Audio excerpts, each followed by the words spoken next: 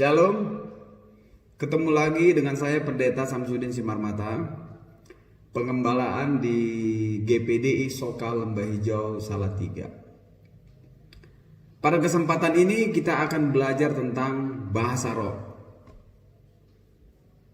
Dan pada kesempatan ini pula saya akan mengajarkan buat kita semua bagaimana cara berbahasa roh yang benar. Saya akan memulai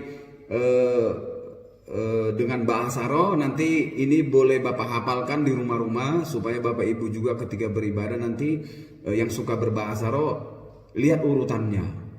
Dan saya akan jelaskan apa artinya. Sebab apa kita melihat sekarang gereja-gereja sedang berkembang ini mengajarkan tentang bahasa roh, dan ada gereja-gereja juga yang mengatakan bahwa bahasa roh itu bisa dipelajari, dan saya juga akan ajari hari ini. Gitu loh, supaya kita tahu jelas gitu cara berbahasa roh yang baik dan benar dan artinya. Yang pertama, ini yang harus diperhatikan. Yang pertama, sering orang mengatakan dalam ibadah begini, ketika mereka beribadah atau dalam pertemuan-pertemuan ibadah, ada kalimat yang mengatakan bla bla bla, bla bla bla, bla bla bla, bla bla bla, bla bla bla bla. Sering diucapkan pemimpin pujian, bahkan mungkin hamba Tuhan yang di mimbar, bahkan jemaat-jemaat juga mengikuti tadi. Bla bla bla, bla bla bla, bla bla bla. Itu. Bla bla bla, bla bla bla artinya Tuhan Yesus baik. Catat ya, Tuhan Yesus baik. Yang kedua, siki. Itu yang kedua. Artinya Tuhan Yesus ajaib. Diingat ya, tadi bla bla bla itu Tuhan Yesus baik, siki itu Tuhan Yesus ajaib. Itu yang sering gitu, yang sering. Dan yang ketiga, sikilabalaba. Itu ya, yang ketiga. Itu artinya Tuhan Yesus luar biasa. Diingat ya, ini mesti dihafalkan itu, jelas gitu. Kita kan sekarang belajar bahasa roh gitu. Jadi tadi bla bla bla itu artinya Tuhan Yesus baik. Siki itu artinya Tuhan Yesus ajaib. Dan sikilabalaba itu Tuhan Yesus luar biasa. Dan satu lagi yang sering kita dengar yaitu apa? Sikurabaraba. Itu artinya Tuhan Yesus mulia. Itulah yang keempat hal inilah yang sering selalu kita dengar di gereja-gereja. Dan saya sudah artikan tadi, yang pertama Tuhan Yesus baik, yang kedua Tuhan Yesus ajaib, yang ketiga Tuhan Yesus luar biasa, dan yang keempat sikurabaraba tadi itu adalah Tuhan Yesus mulia.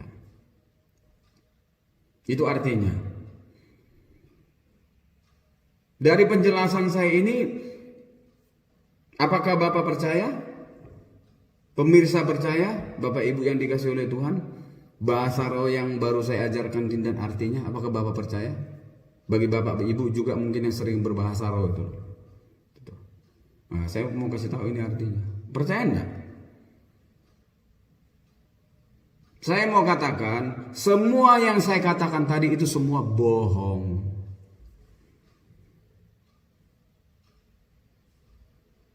Ini yang terjadi di gereja-gereja. Bahasa roh itu dipelajari, ada pelajarannya gitu loh. Lalu diucapkan tadi bla bla bla, bla bla bla, sikilaba, sikura-kura, kura-baraba. Nah, itu. Glosolali katanya. Sekali lagi, yang saya sebutkan tadi adalah salah semua. Sebab apa? Bukan begitu bahasa roh. Itu dibuat-buat. Bahasa roh yang benar ialah Tidak bisa dipelajari sebab bahasa roh itu adalah pemberian Tuhan. Ditaruh ke dalam mulut kita ketika kita berdoa sungguh-sungguh kepada Tuhan, merendahkan diri takut Tuhan. Seperti murid-murid di Kisah Para Rasul pasal yang kedua ayat 1 sampai yang ke-13. Hari Pantekosta, murid-murid dipenuhkan dengan Roh Kudus. Mereka berbahasa asing, berbahasa lain dikatakan di sana.